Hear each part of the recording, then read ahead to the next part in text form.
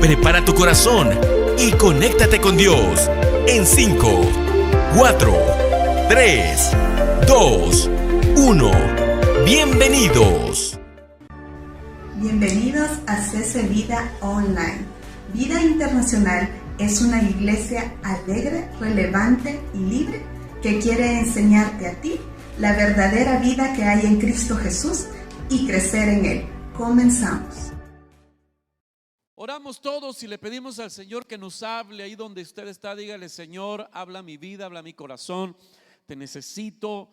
Hemos venido al Señor con muchas necesidades, principalmente la necesidad de conocerte a ti, y te suplicamos que abras nuestros ojos, nuestros oídos, nuestra mente, nuestro corazón, que abras las escrituras, que esta sea una mañana de revelación delante de ti, Señor, que nuestra vida sea impactada y cambiada por tu palabra, en el nombre de Jesús. Amén y amén. Ok.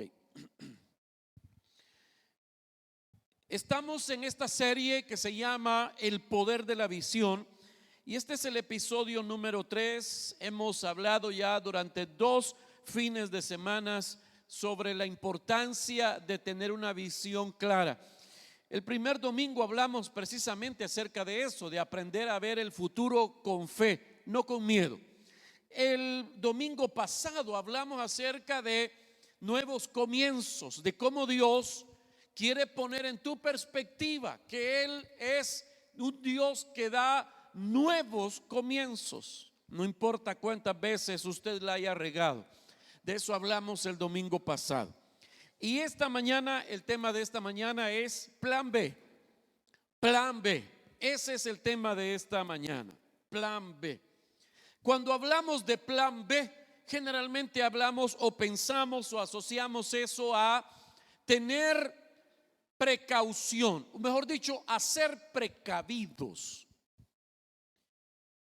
No puedo evitar pensar en este personaje, ponerme lo que está ahí. ¿Cuántos de ustedes han visto al Chapulín Colorado? Sí, poderoso superhéroe latinoamericano. Antes que Thor, él ya usaba un martillo, ¿verdad? Entonces, mire, hay algo que me llamaba la atención de este personaje, el Chapulín Colorado, que después de caerse, golpearse, hacer el ridículo, después de eso se paraba muy fresco y él decía estas palabras: todos mis movimientos están fríamente calculados.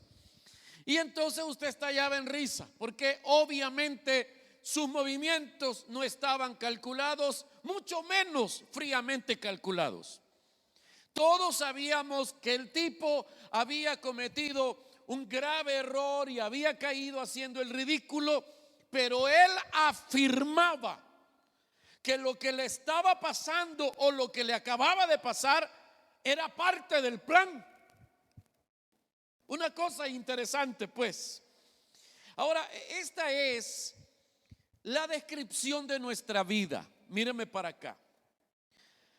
Muchas veces las cosas se nos salen de control y a veces actuamos como si nada pasara, confesando que al final esa era la intención, caer reventados como sapos, y decimos nosotros: no pasa nada. Pues esa era la idea, esa era la idea. Pero la mayoría de los que estamos aquí esta mañana, cuando las cosas nos salen mal, somos nosotros más listos, porque si falla nuestro plan A, tenemos un plan B. Y ya le dije que eso se llama ser precavidos. Es una, voy a decir, una característica de los seres inteligentes.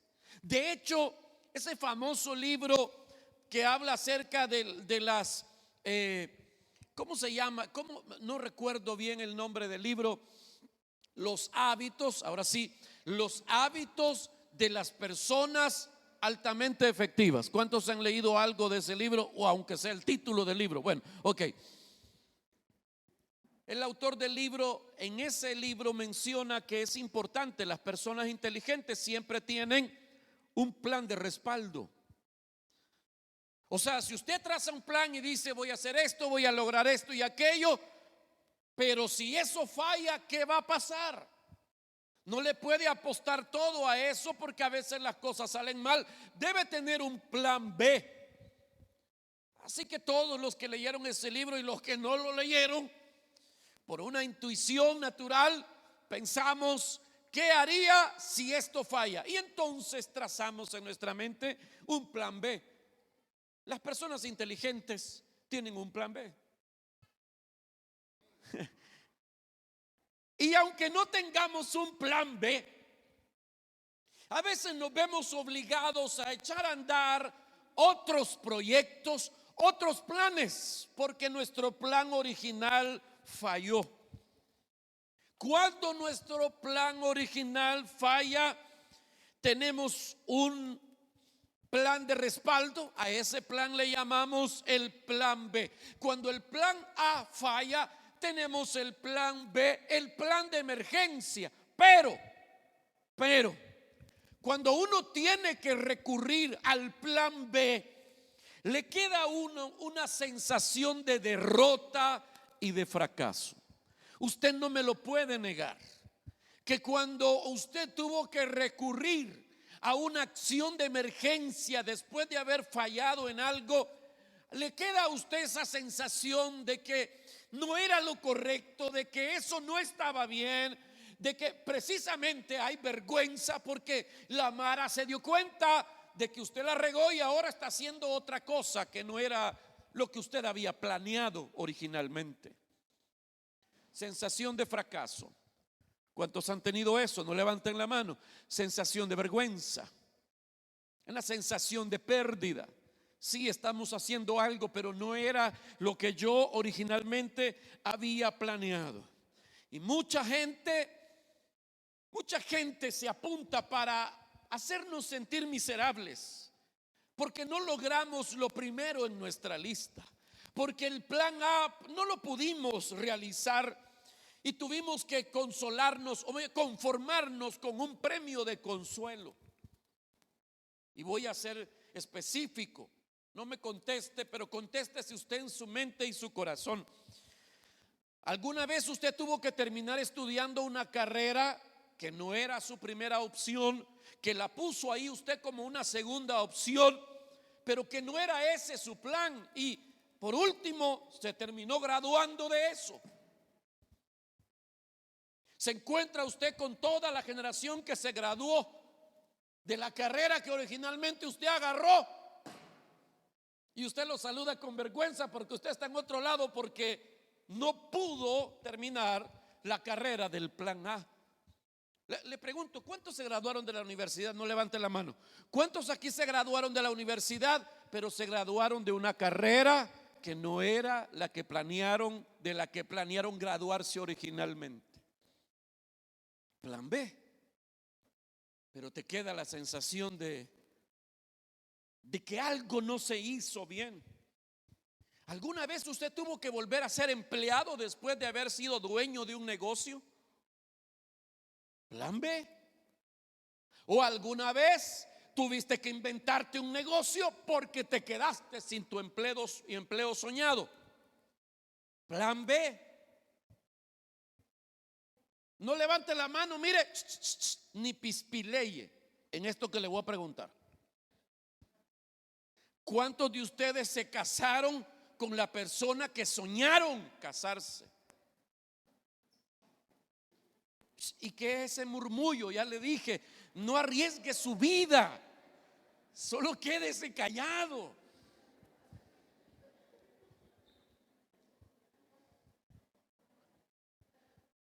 ¿Cuántos tuvieron que conformarse con este porque pues sí? O con ella porque pues sí. ¿Cuántos? ¿A cuántos les pasó en el amor que tuvieron que remendarse el corazón sacar un clavo con otro clavo, porque falló el plan A. Deje de estarle preguntando al de la par, míreme para acá. Probablemente te pasó en otras áreas de la vida, quizás te pasó en el ministerio, qué sé yo, no sé. Muchos aquí. ¿Y esa música quién baila? ¿Es allá afuera? Ok. Los niños que juegan de mudo no están cantando, ¿verdad? Ok, miren para acá. Ok. Mírenme aquí. Es una cosa vergonzosa y triste. Quizá la gente ni cuenta se dé de que usted no está en el plan original. Quizá la gente no lo note, pero lo sabe usted. Y en el fondo de su corazón le queda la sensación de fracaso. Quizá usted puede ver a su esposa y a sus hijos y decir, bueno, me salieron bonitos los bichos, vea, pero no era esta. Usted dice, bueno, pues ya me gradué, aquí está el título y por lo menos tengo trabajo, pues, pero no era ese. La sensación de fracaso cuando las cosas no salen como planeamos. En todos los casos que ya le mencioné y los que no le he mencionado, que se le vienen a usted a la mente, son casos en los que el plan B para nosotros es sinónimo de derrota y no queda otro. Y decimos nosotros, a falta de pan, tortillas, dice uno, vea. Uno trata de ver cómo se remienda, cómo sigue adelante. Pero hay un dicho popular: uno propone y Dios dispone. ¿Cuántos habían oído ese dicho? Uno propone y Dios dispone. Y aunque ese es un dicho popular que no está así literalmente en la Biblia, definitivamente el concepto, la idea de ese dicho sí está en la Biblia. Quiero que lea conmigo Proverbios 16:9 y mire lo que dice. Uno puede planear su vida, pero el Señor decide lo que a uno le va a suceder. Léalo una vez más. Uno puede planear su vida, plan A, pero el Señor decide lo que a uno le va a suceder. Plan B, C, D, E, F, G o no sé cuántos planes has echado a andar. Por eso esta mañana, míreme para acá, quiero hablarles de cómo nuestro plan B, nuestro plan de emergencia, bien pudo ser el plan A de Dios para tu vida. Se lo repito, muchas veces cuando echamos a andar nosotros nuestros planes de emergencia, probablemente lo que estamos es comenzando a echar a andar el plan original de Dios para tu vida. A veces nuestro plan B era el plan A de Dios para ti. Muchas veces podemos llegar a estar molestos o enojados, frustrados por lo que estamos viviendo. Sin embargo, Dios está usando nuestras experiencias para enseñarnos a confiar en Él y para aprender a confiar en que los planes de Dios para mí son mejores que los míos, son mejores que los suyos. Mire, seguramente algunos aquí han tenido un par de años malos. No podemos negarlo. Han sido años difíciles. Desde que comenzó la pandemia hasta el día de hoy, muchos han tenido un par de años muy malos. La mayoría de personas. Y si hay emprendedores aquí, ellos han tenido que verla todavía más difícil. Yo sé lo que es tener malos tiempos. Hay gente que cuando me ve, me oye, me conoce, piensa, ese es un hombre muy positivo, lleno de fe, a él todo le debe de salir bien. Aparte de que es un hombre de Dios y a los hombres de Dios nada les sale mal. Algunos piensan así. Mire, yo por ejemplo, independientemente de la pandemia, He tenido unos años malos, algunos de ustedes lo saben. Hace 3 años, o mejor dicho, llevo 3 años seguidos con serias complicaciones de salud, desde una trombosis que me hizo perder totalmente la vista del ojo izquierdo. El año pasado tuve una sepsis, que es una infección que llega al torrente sanguíneo, que es mortal. Es mortal. No me morí porque soy inmortal. No es cierto, no es cierto.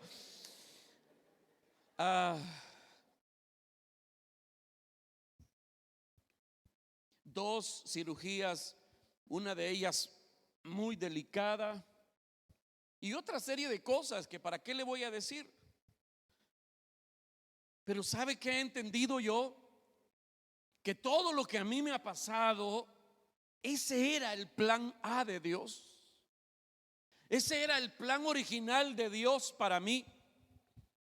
Dios no salió asustado o corriendo porque no hallaba qué hacer cuando yo tuve una emergencia médica. No, ese era su plan.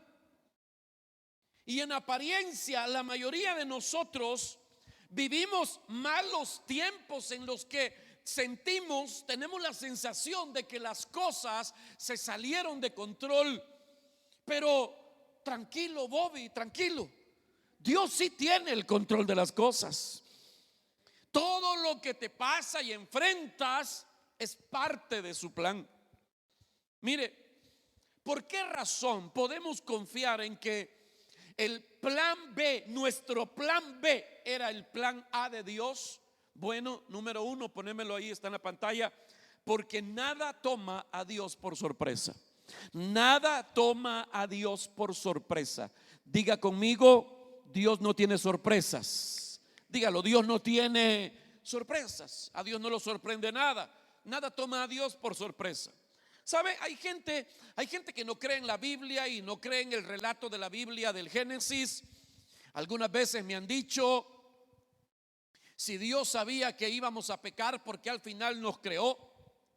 Para condenarnos y después mandarnos al infierno. ¿Sabe una cosa? Dios sabía que el hombre iba a pecar. Por eso la Biblia dice que millones de años antes de que hiciese esta creación, Dios ya había ofrecido a su Hijo Jesucristo como pago por nuestros pecados. Así que cuando el hombre pecó, no tomó a Dios por sorpresa eso. Dios ya tenía el remedio para ese mal. Dios no tiene sorpresas. Nada toma a Dios por sorpresa. Incluso las cosas que a vos te parecen terriblemente malas, eso no tomó a Dios por sorpresa.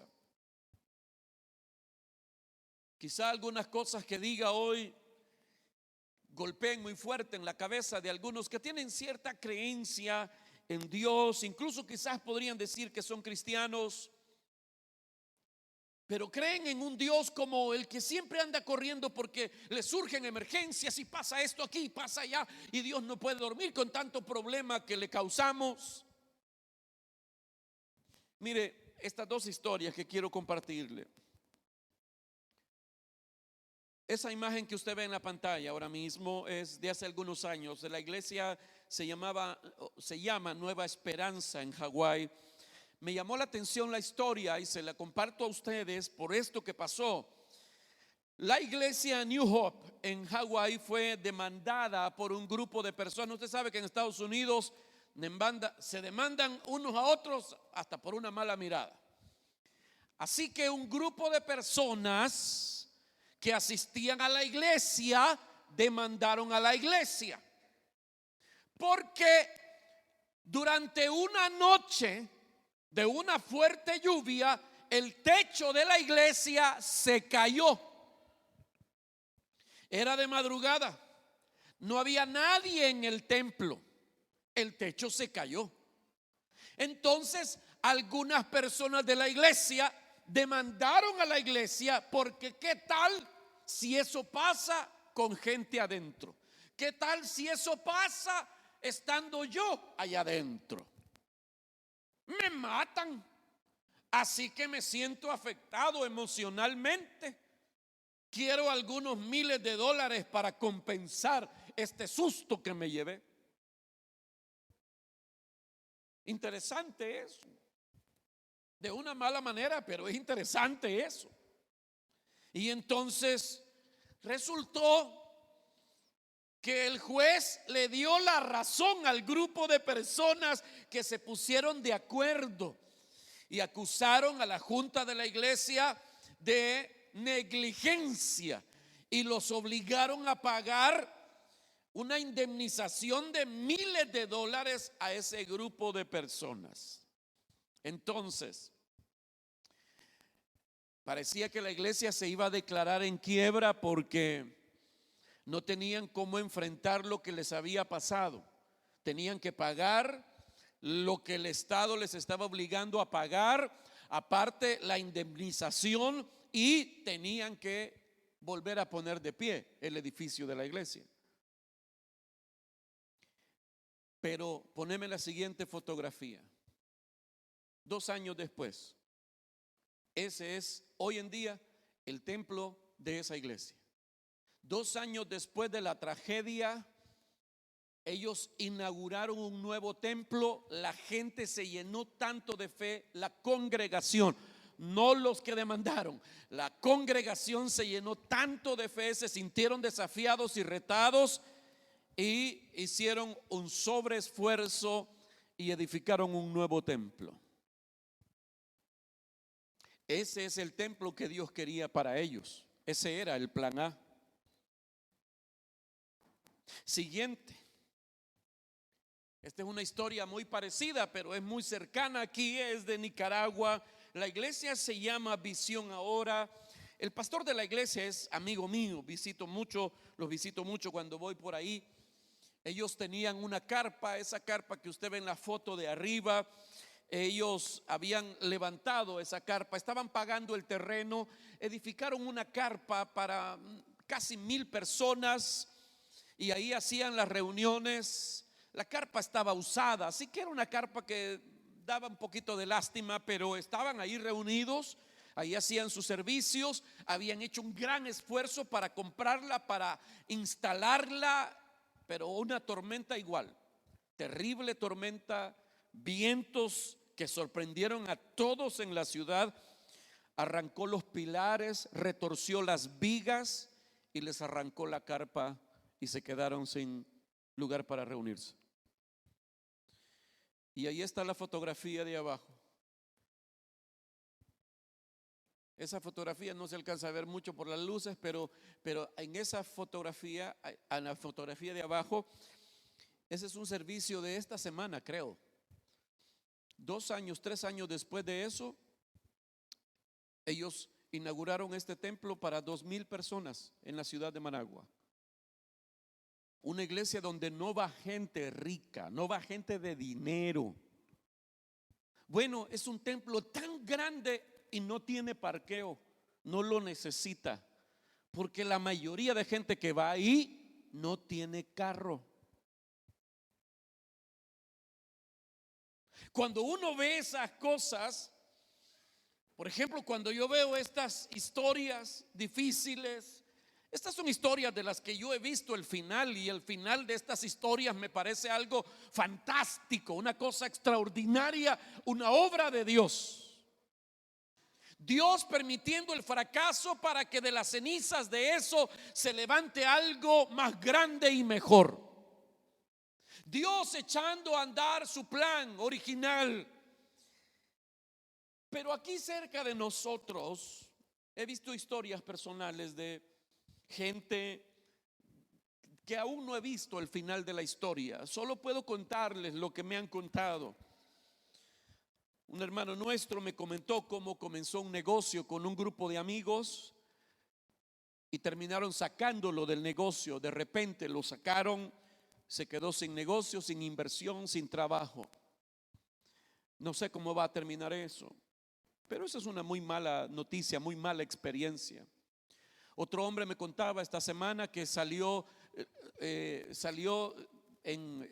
¿cómo se llama? Estaba enfermo y se fue de ¿cómo se dice eso? De subsidio, le dieron sus días porque estaba enfermo. Y cuando él regresa después a trabajar, a retomar su trabajo, lo despiden. Mujeres que me cuentan fracasos matrimoniales, embarazos prematuros. Este año hemos sido testigos de quiebras económicas, divorcios, desempleos, enfermedades, fracasos, incluso la muerte. Y muchos aquí hemos sido tocados de una u otra manera por cosas como esas. Pero si algo debe consolarte, porque es algo que a mí me consuela, es que ninguna de esas cosas se le salió a Dios de control. Ninguna de esas cosas se le fue a Dios de las manos, porque ninguna de esas cosas tomó a Dios por sorpresa. Que el día que te asaltaron, Dios no estaba viendo para otro lado, atendiendo otro caso más grave, y cuando se dio cuenta ya te habían puesto y te dejaron sin nada. No ocurre así. Dios tiene el control de las cosas. Lo que te pasa, lo que a vos te tomó por sorpresa, no tomó por sorpresa a Dios. Dios estaba preparado para esas emergencias en tu vida. Y Él quiere que nosotros aprendamos a ver las cosas de la manera correcta. Diga, la manera correcta. Que aprendamos a tener la perspectiva del cielo en todas las cosas que enfrentamos. Pablo relata las cosas difíciles que él tuvo que enfrentar y dice estas palabras, Filipenses capítulo 1, versículo 12.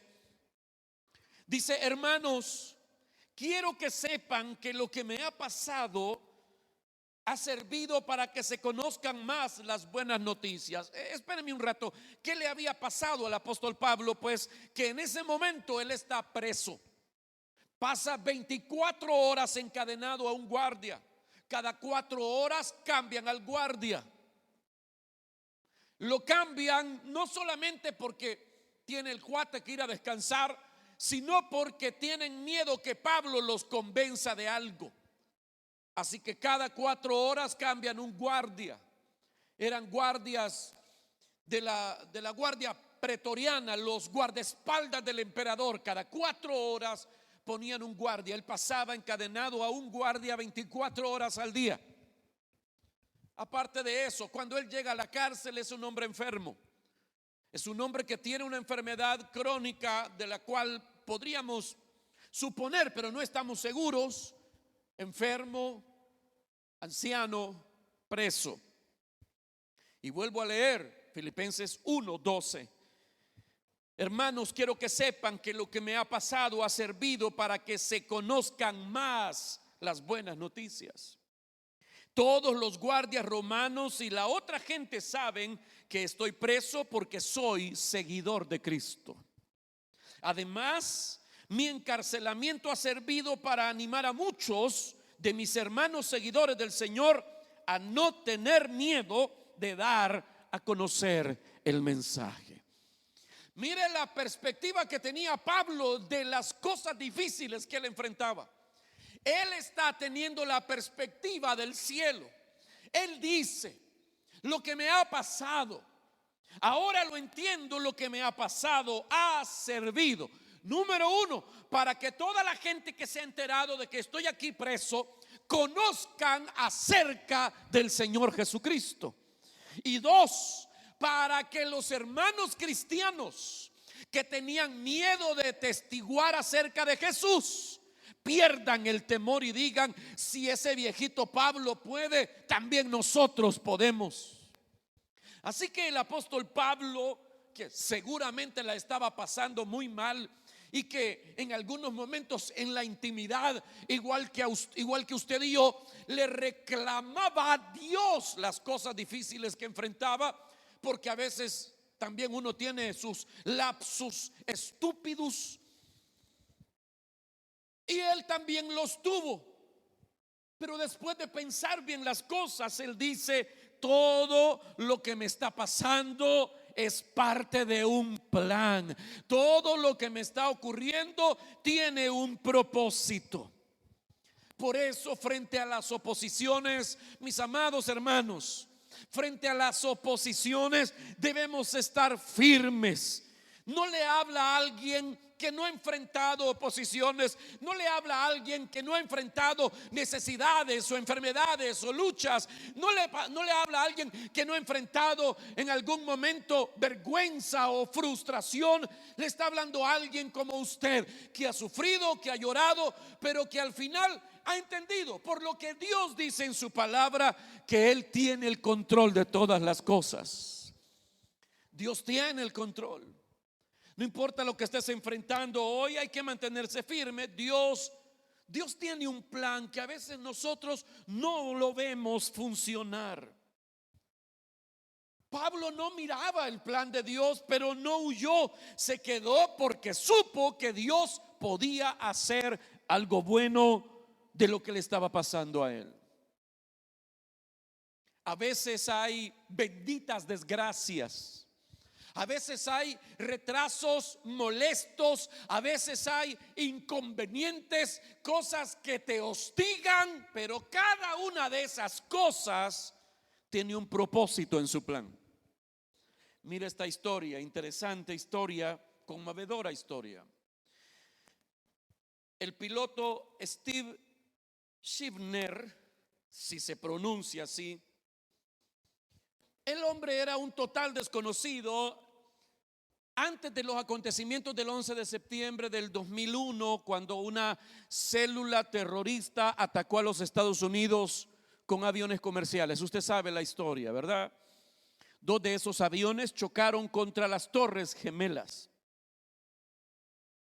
El día antes del atentado terrorista, o sea, el 10 de septiembre del 2001, Steve estaba programado para volar al día siguiente el vuelo 11 de American Airlines, que iba desde Boston hacia Los Ángeles. Y como él cuenta que una vez que lo llaman para recibir la confirmación del vuelo, tienen que pasar media hora en la que si nadie lo llama, el vuelo está confirmado. O sea, lo llaman de la oficina y le dicen: te toca volar mañana, tal vuelo a tal hora en tal parte, y cuelga. Si en los siguientes 30 minutos nadie lo llama, el vuelo está confirmado y él tiene que presentarse a su trabajo para volar ese avión. Pero dice que habían pasado ya los 30 minutos, 32, 35 por ahí. Él ya había dado por hecho que iba a ir de Boston a Los Ángeles y había hecho planes con su familia que se fueran en un vuelo distinto y se iban a encontrar con ellos en Los Ángeles y que iban a pasar un buen rato. O sea, él hizo planes. Cuando llegó el minuto 30, dijo él: entonces si es un hecho, hagámoslo. Compraron los otros boletos. Minuto 32, 33, 35, 36, por ahí recibe una llamada de la oficina en los que le piden por favor que no se moleste, pero que otro piloto, un hombre llamado Tom McGinnis, él había pedido volar en ese avión ese día porque él tenía una emergencia familiar. Y él se enojó porque tenía planes, se molestó, dice que hasta pensó en renunciar y demandar. Dijo: por lo menos voy a hacer que paguen lo que gasté con los vuelos que ya habíamos comprado para mi familia. Él estaba muy molesto. Pero al día siguiente, cuando él ve las noticias y se entera que el avión que él debía haber manejado fue estrellado contra una de las Torres Gemelas, se quedó asustado. Y él dijo estas palabras: ese era mi asiento. De hecho, escribió un libro, está ahí en la pantalla. El libro se llama En mi asiento, y cuenta la historia desagradable para él, como alguien le quitó su trabajo ese día para sentarse en su asiento y morir ese día. El piloto que tomó ese avión no sabía que ese era el día de su muerte, y este hombre no sabía que alguien lo estaba salvando de su muerte. Él escribe en su libro, está ahí en la pantalla, él dijo: al principio me molesté porque otro tomaría mi lugar y yo ya había hecho planes para después de ese vuelo, pero Dios tenía otros planes. Qué poderoso testimonio. A veces pensamos que algo es un error, a veces pensamos que algo es una injusticia, a veces pensamos que son cosas que no deberían estarnos pasando a nosotros, pero nada de eso es un error. Dios no se olvidó de vos, Dios no la tiene en contra tuya, Dios tiene otros planes. Vos podés, como leíamos el pasaje del inicio, vos podés hacer fantásticos planes, pero al final Dios va a determinar lo que va a pasar con tu vida. Dios tiene otros planes. Cuando fallas y tropiezas, Dios tiene otros planes. Cuando algo se frustra en tu camino, Dios tiene otros planes. Porque la forma de obrar de Dios no es como nosotros obramos. La forma de pensar de Dios no es como nosotros pensamos. La forma de planear de Dios no es como nosotros planeamos.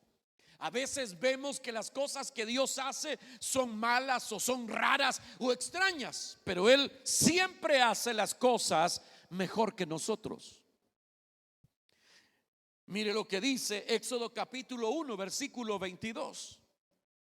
Bueno, perdón, Isaías 55 primero, después vamos a Éxodo. Mire lo que dice Isaías 55, 8. Porque mis pensamientos no son los de ustedes, ni sus caminos son los míos, afirma el Señor. Mis caminos y mis pensamientos son más altos que los de ustedes, más altos que los cielos sobre la tierra. Cuando la Biblia habla de los caminos de Dios, habla de la manera, la forma en que Dios actúa.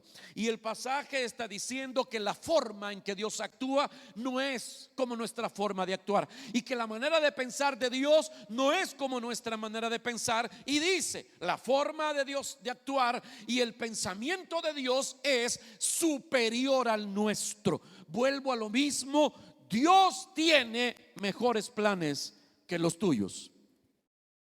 Diga conmigo, Dios tiene mejores planes para mí. Diga eso, Dios tiene mejores planes para mí. Mire ahora sí, el pasaje de Éxodo capítulo 1 versículo 22. Dice la Biblia: el faraón por su parte dio esta orden a todo su pueblo: tiren al río a todos los niños hebreos que nazcan, a las niñas déjenlas con vida. Míreme para acá, ya sabe usted lo que está pasando ahí. El faraón manda a matar a todos los varones. Él quiere acabar con los judíos, los hebreos que vivían en Egipto, porque él se dio cuenta que eran demasiados y que eran poderosos y que eran inteligentes. Y él dijo: esta mara no se ha dado cuenta del potencial que tienen, pero si avivan en un día de estos, nos pueden dar en la nuca a nosotros y echarnos de aquí. Se pueden asociar con algunos de nuestros enemigos y nos van a sacar de aquí. Así que los vamos a poner a trabajar. Y los pusieron a hacer trabajo forzoso, pero dice la Biblia que entre más los oprimían, más se multiplicaban. Ya le dije que yo tengo mi tesis de cómo pasaba eso, que porque entre más los oprimían, más se multiplicaban. Pero no se lo voy a decir hoy. El asunto es que no le funcionó al faraón esa manera de acabar con el pueblo de Israel, así que se inventó otra manera. Y dijo: vamos a matar a todos los varones que nazcan, solo nos vamos a quedar con las niñas. Y así vamos a ir anulando esta raza entre nosotros. Iban a matar a los niños, a los varones. Le pregunto algo. Según la lógica, porque usted es una persona inteligente, no dijo amén, pero usted es una persona inteligente. Si le dicen a usted que frente a su casa vive un cuate que parece que anda en malos pasos, que parquea hasta 10 camionetas ahí frente a su casa, que de la nada tiene ahora 5 pisos su casa, que ahora tiene chuchos, que lo que gastan en los chuchos de comida gastaría usted en un año en comer. Y usted ve todo eso y resulta que simplemente porque le cayó mal, el cuate de enfrente le dice a su hijo de 15 años: si te vuelvo a ver, te mato. ¿Qué haría usted? Lo más lógico es hacer lo posible porque ese cuate no lo vuelva a ver. Lo que hace usted es alejarlo del peligro y lo manda lejos, a San Salvador o a San Miguel o a Guate, no sé. Usted ve lo que hace. La lógica dice: el peligro está aquí, hay que ir hacia el otro lado. ¿Verdad que sí? Ok. Hasta escrito está: el sabio ve el mal y bueno, el sabio, el inteligente ve el mal aquí y se va para otro lado. Y sí, y el pasaje sigue diciendo: solo los necios se quedan a recibir el daño. ¿Qué? Pues a venirte, pues, ¿qué? ¡Pum, pum! Ya se acabó el cuento. Solo los necios se quedan a recibir el daño. Pero los caminos de Dios son distintos a los tuyos. Allá afuera en Guinda, vos vea. ¿Qué hizo Dios? Mire lo que hizo Dios. Éxodo capítulo 2, versículo 1. Hubo un levita que tomó por esposa a una mujer de su propia tribu. La mujer quedó embarazada y tuvo un hijo. Híjole, estaban matando los niños. Y al verlo tan hermoso lo escondió durante 3 meses. O sea que si a usted le hubiera tocado esa experiencia, lo entregan el primer día. ¿Vea? Dice que a Moisés lo escondieron 3 meses porque lo vieron hermoso. No sé cuál hubiera sido su destino, ¿verdad? Pero sigamos leyendo. Cuando ya no pudo seguir ocultándolo, o sea, el niño lloraba mucho, hacía ruido, los vecinos preguntaban: ¿qué pasa ahí? Alguna vez quizás hasta lo vistieron de niña para disimular, qué sé yo. Cuando ya no pudo seguir ocultándolo, preparó una cesta de papiro, la embadurnó con brea y asfalto, y poniendo en ella al niño fue a dejar la cesta entre los juncos que había a la orilla del Nilo. Pero la hermana del niño se quedó a cierta distancia para ver qué pasaría con él. Versículo 5. En eso, la hija del faraón bajó a bañarse en el Nilo. Peligro. Sus doncellas, mientras tanto, se paseaban por la orilla del río. Más peligro. De pronto la hija del faraón vio la cesta entre los juncos y ordenó a una de sus esclavas que fuera por ella. Ya está. Se murió el niño hermoso. ¿Por qué? Porque esta era la hija del maestro que dijo que había que matar a todos los varones judíos. Ponen al niño en la canastita, la dejan ir en el río. Más abajo está la maestra esa bañándose y ven que va pasando el niño ahí en su canastita, vea, agú, agú. Y entonces todas las mujeres dicen: un bebé. Y entonces tratan quizás ellas de no hacer ruido, pero la mujer se da cuenta que es eso, es un niño. Tráiganme al niño, lo ven, se enamoró del bebé, hermoso. Quizá pensó: ¿y qué va a decir mi papá? Porque lógicamente ese es un niño hebreo. ¿Qué va a pensar mi papá? Pero ella se lo llevó a su casa. ¿Y qué hizo el faraón? Se puso loco como abuelo con el niño que él había planeado matar. La Biblia dice que criaron a Moisés en ese palacio como si él fuese el hijo de la hija del faraón. Probablemente Moisés estuvo en la línea de sucesión para ser el próximo faraón de Egipto. ¿cómo es posible? Del lugar donde salió la orden para matarlo, allá lo fue a meter Dios. A vos no se te hubiera ocurrido esa idea. No, ya te dije, pues allá afuera, para San Miguel.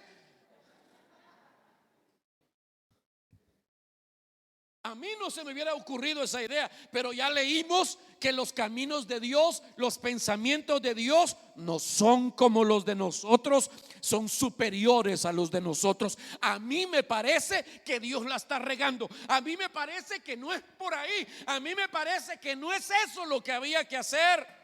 Pero Él sabe lo que está haciendo y siempre hace todas las cosas bien. Aleluya. Gloria a Dios. La Biblia dice otro caso del profeta Elías, que lo manda a amenazar de muerte la reina Jezabel. No me gusta ese nombre, digámosle Chave de cariño. Así que la Chave lo manda a amenazar. Elías no le había tenido miedo a los profetas de Baal. 450 hombres locos, no les tuvo miedo. Pero cuando la Chave habló, entonces sí se afligió. Por eso es que se escribió aquella alabanza: ay, Chave, la Chave, tú sabes a lo que, porque ella sí sabía. Entonces Elías se asustó tanto que entró en pánico. Y Dios le dijo: tranquilo, te voy a decir dónde vas a ir a huir, y ahí no te va a pasar nada. ¿A dónde? Vas a ir a Sarepta de Sidón. Para nosotros eso no significa nada.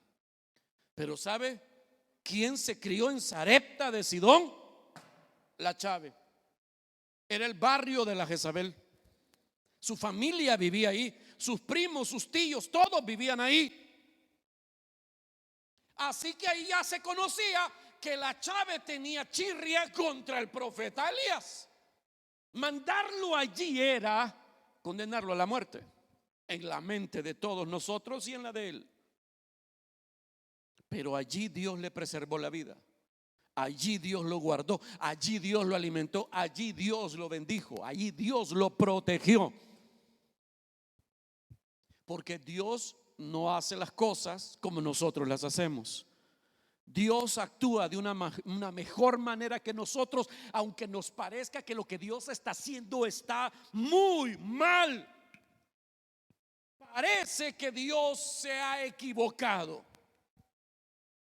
Y yo sé que usted algunas veces ha pensado: esto se hubiera hecho mejor así.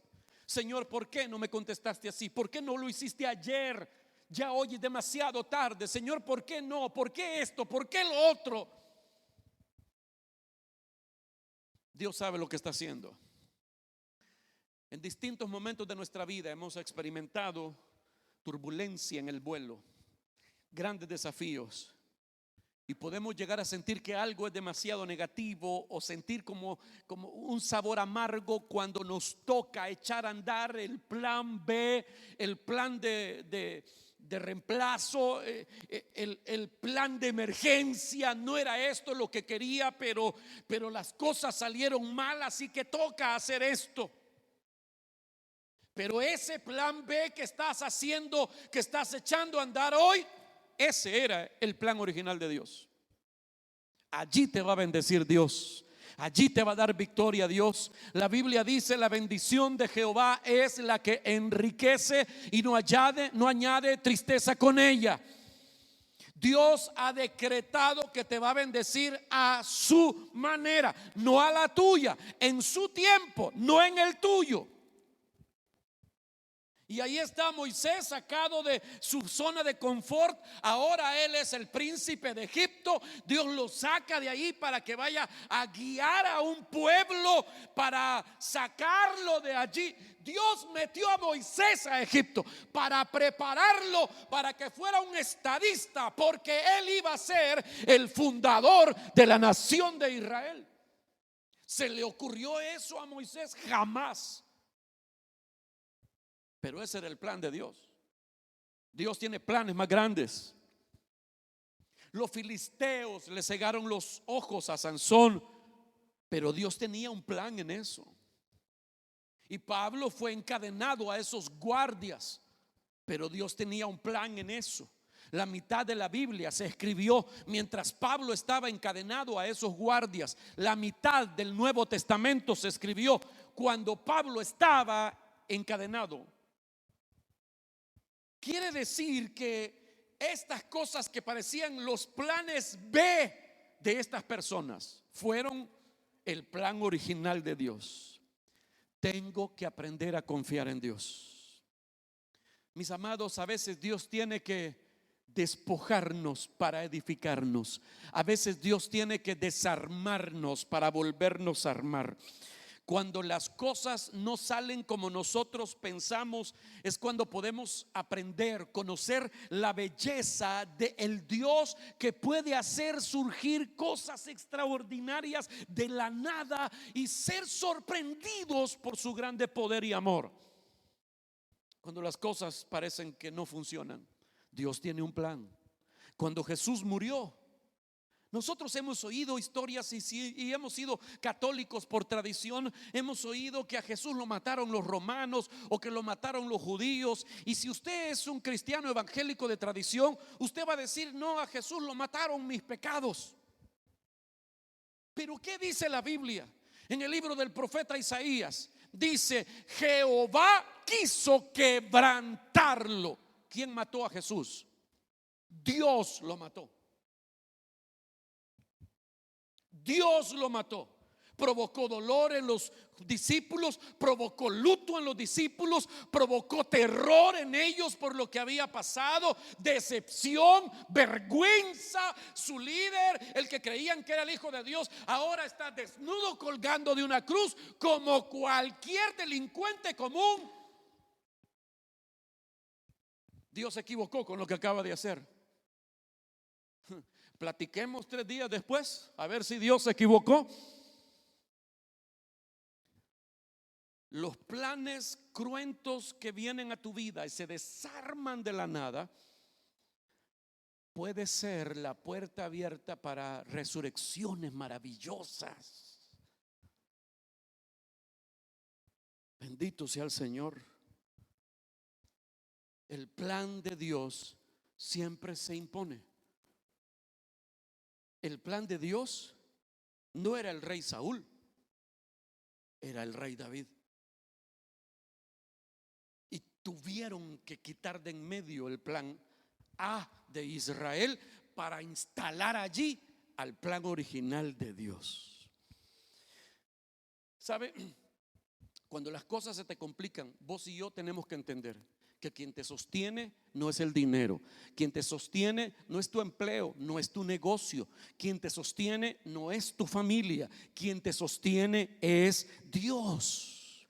Y cuando las circunstancias te llevan al punto de perderlo todo, solo te queda Dios para que te des cuenta que Dios basta. Así que cuando las cosas le vayan mal, usted asegúrese de poner sus emociones en las manos de Dios para que usted no vaya a hacer ninguna estupidez mientras las cosas estén saliéndole mal. Tenga paciencia, haga lo correcto, Dios te va a sacar de ahí. Y aquí es donde recuerdo la segunda cosa. Esta mañana voy rápido, hoy no me entretuve. Mire, número dos. Lo que Dios está haciendo con nosotros en medio de cualquier circunstancia es ponernos como testigos de su verdad. Ponernos como testigos de su verdad. Ok. Estoy hablándole acerca de Pablo, que está preso, y cuando él está preso, él dice: lo que me ha pasado ha servido para que se conozca la verdad y para que los que tenían miedo de testificar pierdan el temor. Quiero que lea conmigo Filipenses capítulo 1 versículo 18. Mire lo que la Biblia dice. ¿Qué importa? Ya sabe lo que Pablo está sufriendo, pero mire cómo escribe. ¿Qué importa? Al fin y al cabo, y sea, con motivos falsos o con sinceridad, se predica a Cristo. Por eso me alegro. Es más, seguiré qué? Alegrándome al sufrir. Él no se alegra por sufrir, Él se alegra porque su sufrimiento va a producir cosas buenas. Ahora el versículo 14, Filipenses 1:14. Además, mi encarcelamiento ha servido para animar a muchos de mis hermanos seguidores del Señor a no tener miedo de dar a conocer el mensaje. Entonces Pablo dice: lo que me pasa es parte de un plan. ¿Y cuál es el plan? Proclamar la verdad del evangelio, las buenas noticias de que el hombre y la mujer están perdidos, pero que Dios quiere salvarlos porque les ama. Quiere llevarlos de vuelta a su familia, porque todo aquí se va a acabar, y cuando todo aquí se acabe, Dios quiere que usted se encuentre con Él en la eternidad. Ese es el evangelio. Dios quiere que todo mundo conozca el evangelio y crea en el evangelio. Así que Pablo dice: lo que a mí me ha pasado sirvió para el plan de Dios. Y oigan, mis amados, esta mañana, este es el punto de todo lo que quiero decirle. Así va a ser siempre. Se lo repito, así va a ser siempre. Cada complicación que tenemos para ser o para hacer iglesia, Dios lo usará para enriquecer el mensaje y para darle a esa iglesia y a esos cristianos mejores herramientas para ser sus testigos en esta tierra.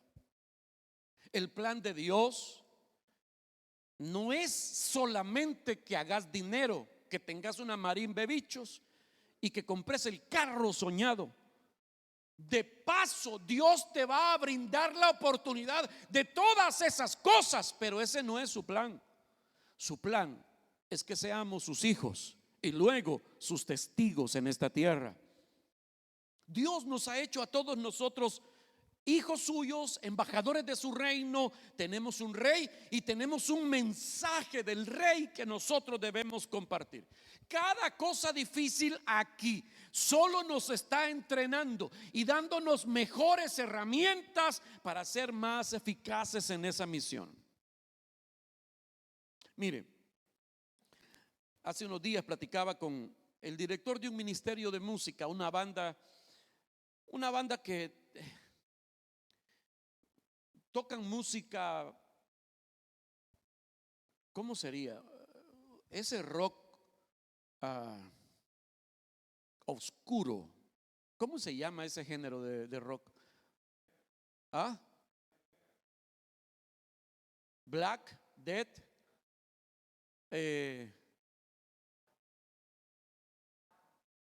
hardcore. No, es ¿cuántos oyeron a Evanescence alguna vez aquí? Los conocedores de música, vaya, decime qué género es ese. ¿Ah? Despacito, por favor. New metal. Es un rock deprimente. ¿Cuántos han oído? La mayoría de las canciones son deprimentes.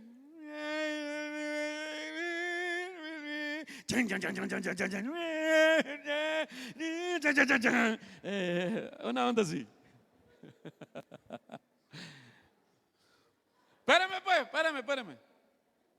Algunas canciones me gustan. No todas son así, pero muchas suenan así. O sea, este hermano del que le estoy platicando, porque es hermano, aunque muchos ponen en duda eso, él es cristiano y tiene una banda de música que tocan esa clase de música y son muy buenos en lo que hacen. Muy buenos. Estuvieron aquí alguna vez tocando. De hecho, nosotros cantamos un coro de él aquí, ni le voy a decir el nombre, pues cantamos uno de sus coros aquí en la iglesia, pero no es de esa música, era de otra. Ya era cuando él escribía canciones congregacionales. Entonces él me decía: ¿cómo desanima los comentarios negativos de algunos cristianos cuando escuchan sus canciones? Algunos cristianos diciendo que ellos no son cristianos, que su música no es de Dios, que eso es del diablo, que el color negro es del diablo, que el rock es del diablo y cosas como esas. Ustedes no están en nada, esa música no sirve, eso no agrada a Dios.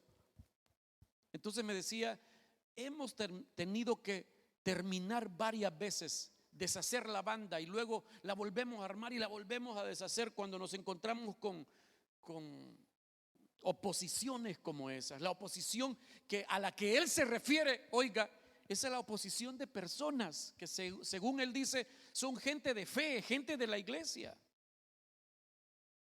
¿Sabe qué es lo más malo que hacen? Pelearse con esa gente. Ustedes son del diablo, no ustedes son, no ustedes. Venite, salgamos a la calle, nos vemos a la salida. O sea, eso es. Mire, hay una palabra que se me hizo rema hace algunos años y de cuando en cuando Dios me la recuerda. El Señor me la recordó hace algunos días.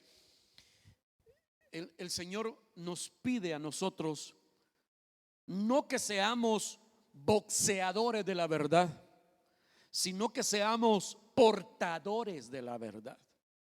Me lo dijo el Señor hace algunos años.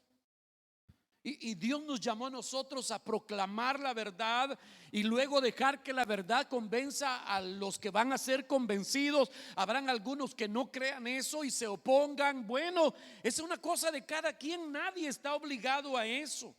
Si la gente rechaza la verdad, ellos tendrán que darle cuenta a Dios en algún momento. Yo no tengo por qué pelearme con ellos.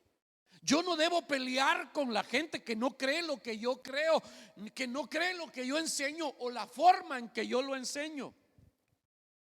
Mire, yo ya casi no peleo con los cristianos o los pastores de esta ciudad que creen que aquí en Vida no somos cristianos de verdad porque yo no uso camisa blanca, manga larga con corbata, pues. Ya no me peleo con ellos, no me peleo porque algunos piensan que no somos cristianos porque las hermanas nuestras, las cristianas que deciden venir a esta iglesia, se maquillan algunas de ellas y usan pantalones y aretes, y para algunos todavía en esta bendita ciudad, en este siglo XXI, eso es del diablo. Pero yo no me voy a pelear con ellos. No me voy a pelear porque nos atacan, porque las chicas de aquí que danzan usan camisetas y jeans, y esa no es la danza que Dios quiere, y esperan que ellas usen vestidos largos, brillantes, con lentejuelas y zapatillas de ballet para que esa sea una danza aprobada por Dios. ¿De dónde sacaron esa idea? Pero yo no me voy a poner a pelear con ellos, ya no. No peleo porque nos critican, porque algunos cantantes que tenemos aquí, varones y mujeres, tienen pelos de colores. O porque los que cantan aquí a veces no usan calcetines. Hasta en eso se fija la gente, imagínense.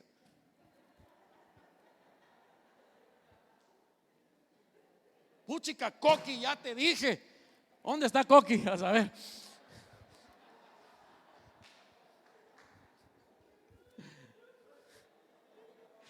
Imagínate cómo se dan cuenta de eso.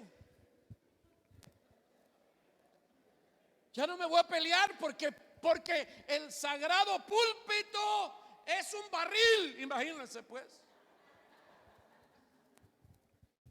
No vamos a pelear por eso.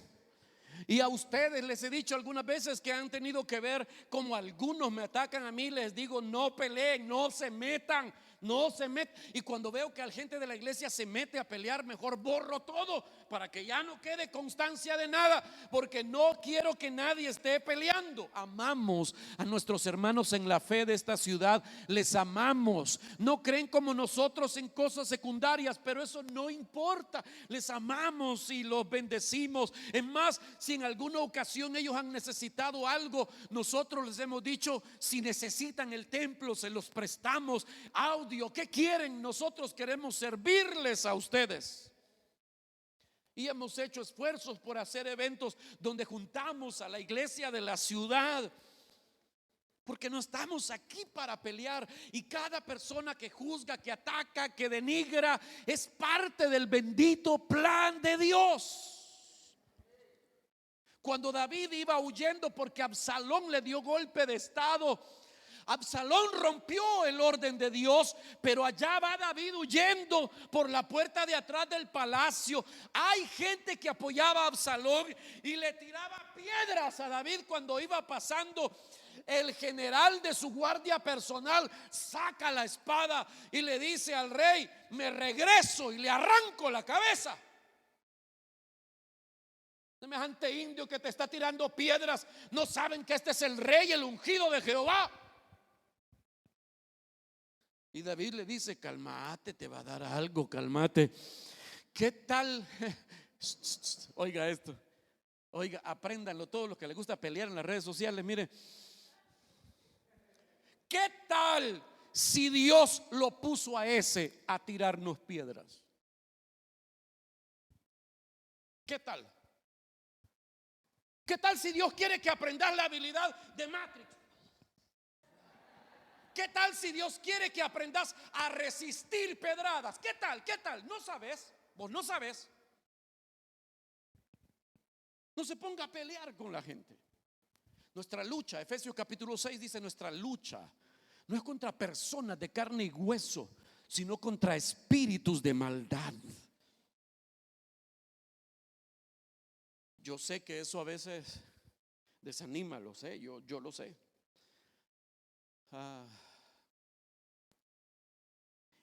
Y ese día el Señor me volvió a recordar lo que le dije hace un momento. El Señor habló a mi corazón y me dijo: Sergio, te llamé para ser portador de la verdad, no boxeador de la verdad. Te mandé a enseñar, te mandé a instruir, a declarar mi verdad, y que lo demás me lo dejaras a mí.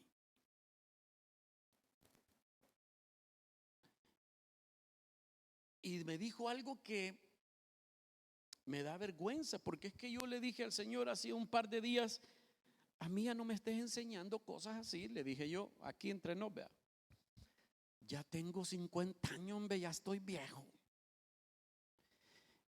Y ese día el Señor me dijo: todavía estás aprendiendo. Hasta que vengas a estar conmigo, te voy a seguir enseñando. ¿Sabe?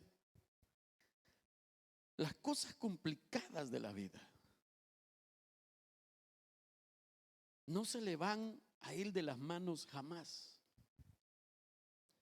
No sé si usted sufre de alguna enfermedad crónica, algún trastorno psicológico. Eso no significa que esté loco.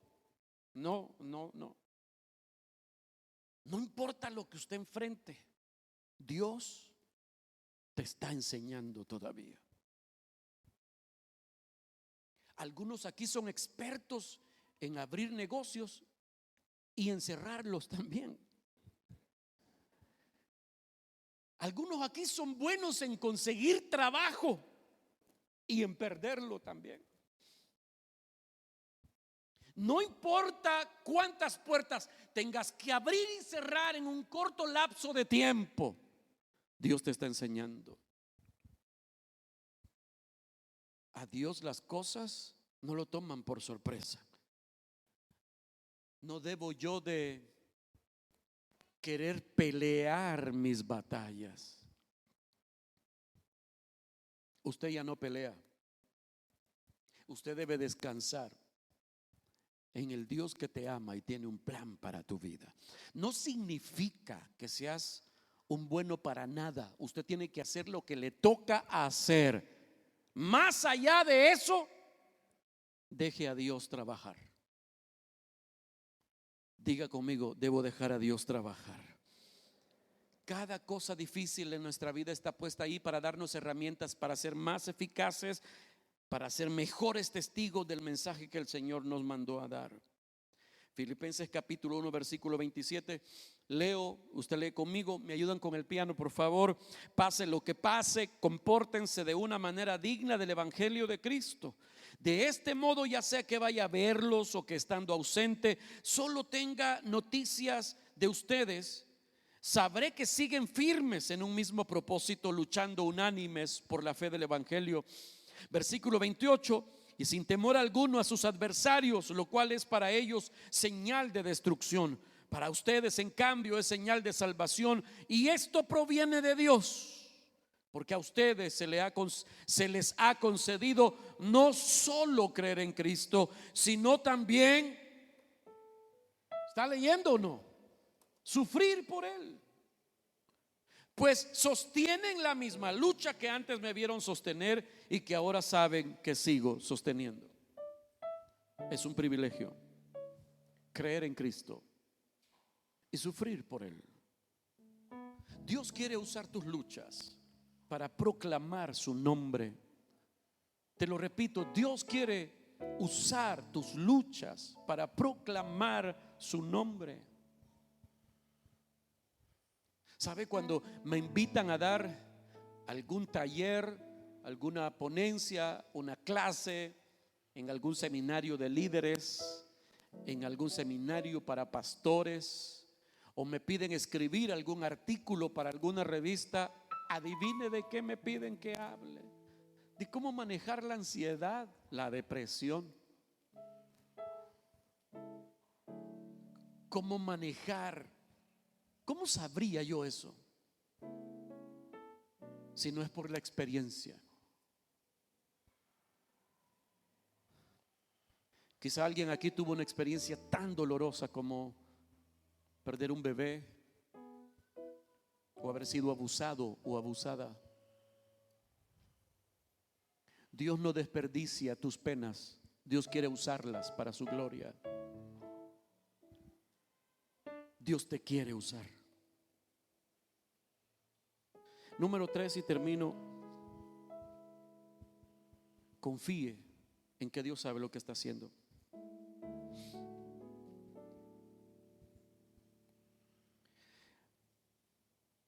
Cuando nosotros vemos a Dios obrar, bueno, a veces no vemos a Dios obrar y eso frustra, da miedo. A veces vemos a Dios obrar, pero no entendemos lo que está haciendo. A veces vemos a Dios obrar y entendemos lo que está haciendo, pero no entendemos por qué lo está haciendo. Pero si usted no lo entiende, eso no importa. Como cuando los niños le preguntan: y mamá, ¿y cómo hiciste esta comida? ¿Qué responde usted?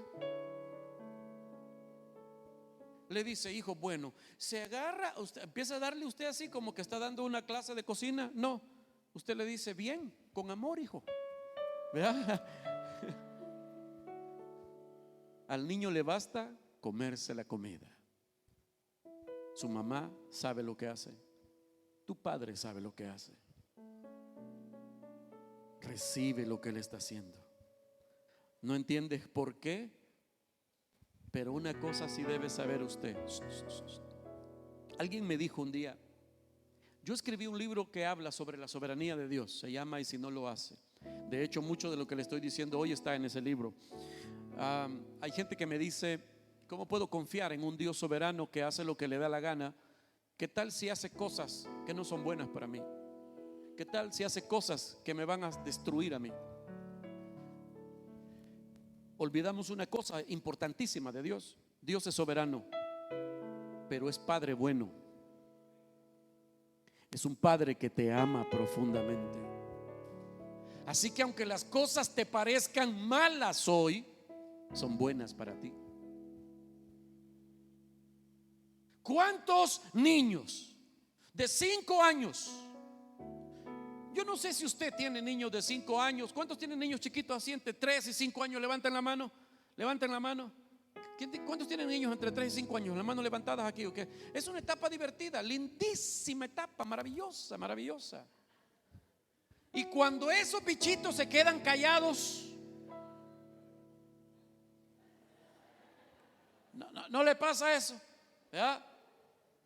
Y el silencio, y entra en pánico, ¿verdad? Chepito, ¿dónde estás? Chepito, Chepito, ¿dónde estás, mono? Y lo va encontrando en la cocina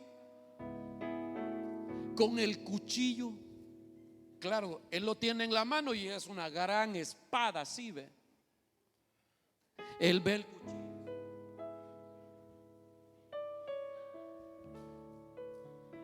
¿Cómo se pone una mamá cuando ve a un niño blandir un cuchillo filoso, o un niño de 4 años?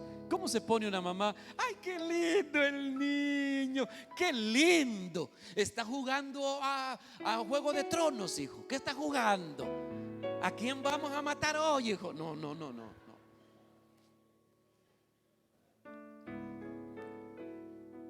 Grita, se le tira encima, se lo arrebata. El muchachito no lo quiere soltar y usted aprieta la mano para que lo suelte el cuchillo, lo avienta por allá y empieza a gritar ese muchachito.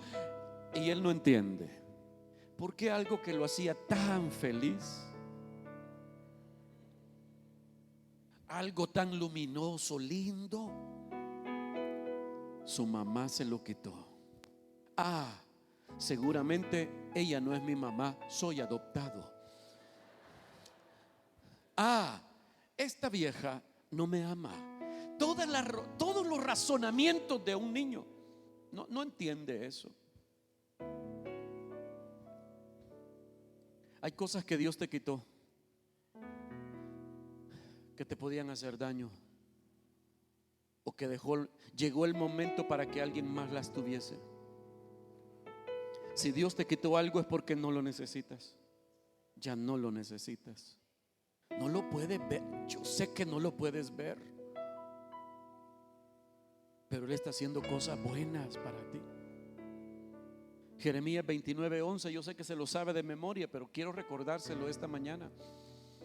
Jeremías 29:11, porque yo sé muy bien los planes que tengo para ustedes, afirma el Señor, planes de bienestar y no de calamidad, a fin de darles un futuro y una esperanza. La visión que Dios tiene para ti es darte un buen futuro, un futuro lleno de esperanza. Dios tiene un plan de bien con tu nombre. Para llegar al cumplimiento de ese plan, hay lágrimas que derramar, hay derrotas que sufrir, vergüenzas que pasar, episodios en los que creemos que vamos a perder la cordura, qué sé yo, pero al final llegarás al cumplimiento de su plan, porque Él es fiel. Él sabe lo que está haciendo. Y quiero terminar con un principio y una promesa. Un principio y una promesa. Termino. Dios le dice al profeta Jeremías, le decían a ese el profeta llorón, porque sí, en varias ocasiones en su libro se la pasa chillando, y escribió un libro que se llama Lamentaciones. Imagínese usted. Así que le decían el profeta llorón. No significa que él era un cobarde, no. Era un hombre de oración y que le tocó vivir momentos difíciles en la historia de su nación. Entonces Dios le dice un día al profeta Jeremías: quiero enseñarte algo. Quiero que vayas a la casa del alfarero. Vive aquí bajando la cuesta, llegas al palo de mango y cruzas a la derecha. Ahí justo en la esquina está la casa del alfarero. Quiero que entres a la casa del alfarero y veas cómo trabaja. A Dios le gusta darnos lecciones gráficas. Este sería otro tema, pero ya no. Mire pues. Entonces va Jeremías, baja la cuesta, llega al palo de mango, cruza y entonces llega a la casa del alfarero. Entra, saluda, platican cordialmente y luego le dice: solo vine a ver lo que usted hace. Y el alfarero está en su mesa, en la rueda, y la rueda gira. Y entonces mire lo que pasa. 18:3 de Jeremías. Descendí a la casa del alfarero y he aquí que él estaba trabajando sobre la rueda, y el vaso de barro que hacía se dañó en la mano del alfarero. Pero el alfarero volvió a hacer otro vaso según le pareció mejor. O sea, fue a la casa del alfarero y vio como el hombre puso un poco de barro en la rueda empezó a girar y empezó a darle forma al barro. Pero el barro se le fue de lado y se echó a perder, se torció. Entonces volvió en sus manos a juntar todo el barro y luego lo volvió a hacer. En este pasaje Jeremías nota tres cosas y con esto voy a terminar. Número uno, que a veces las cosas no salen como planeamos. El alfarero planeaba hacer un vaso de barro, pero no le salió a la primera. A veces los buenos planes fallan y las cosas no salen como planeamos, y nuestro fantástico plan A se echa a perder. La segunda cosa que noto en este pasaje es que cuando eso sucede, el alfarero vuelve a comenzar. No dice, esto ya no sirve, esto no va a quedar bien, es por gusto. No, el alfarero vuelve a comenzar. Plan B. Diga conmigo, plan B. Que ese era el plan original de Dios. La mujer con la que te casaste no es la mujer equivocada, no es el hombre equivocado. La carrera que tenés, el negocio que comenzaste, los planes B, ese era el plan de Dios. Así que la tercera cosa que aprendo yo aquí es que cuando a Dios se le echa a perder lo que está haciendo, no tira ese barro y dice, el barro es el que no sirve. No, el mismo barro del que se echó a perder el primer vaso, con el mismo barro comienza a presionar, a hacer fuerzas, a moldear para hacer un vaso nuevo. ¿Qué significa eso? No importa cuántas veces hayas echado a perder tu vida, no importa cuántas veces hayas metido las patas, cuántas cosas hayas arruinado, Dios no te va a desechar. Dios deshace y vuelve a armar con el mismo barro. El mismo barro agrietado, deforme, el mismo barro, Dios lo vuelve a usar. Dios no te va a desperdiciar porque estás herido, porque te dañaron, porque tenés temores, porque hay debilidades en tu vida. Dios no te va a desechar por las veces que has fallado. Él va a usar el mismo barro tuyo con todas tus imperfecciones y tus heridas y le va a dar forma para hacer algo que le trae honra a Él. Dios no desecha. Quizás te sientas que no sirves para nada porque cuántas veces has fallado y te ha tocado volver a empezar. Hay una parábola que quiero compartirle hoy. No está en la Biblia, por cierto. Ponémelo y termino.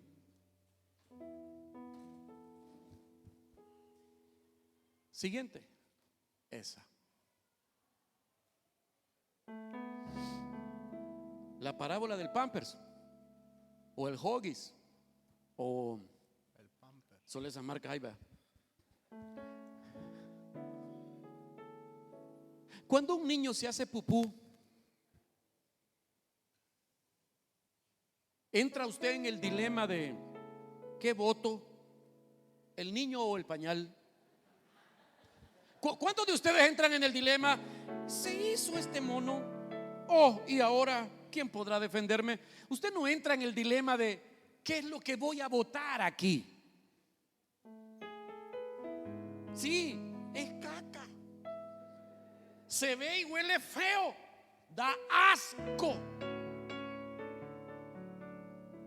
Pero usted no bota al bebé. Para los que están durmiendo de aquel lado,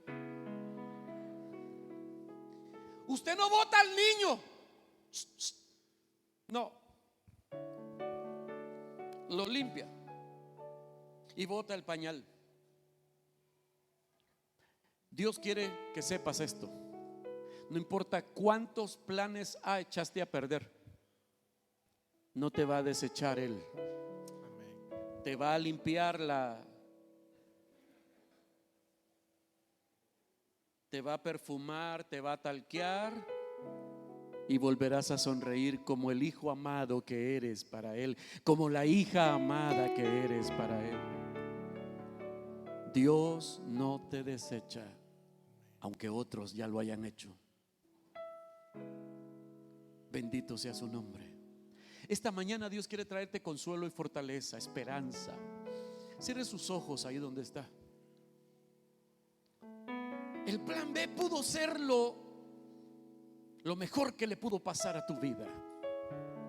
El plan B pudo ser la mejor oportunidad que hayas tenido que enfrentar en tu vida.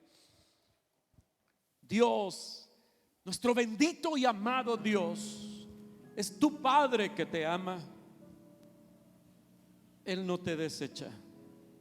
Como el alfarero vuelve a empezar a darte forma, y eso a veces duele, incomoda, pero funciona.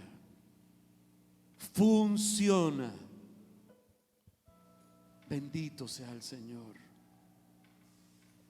Bendito sea el Señor.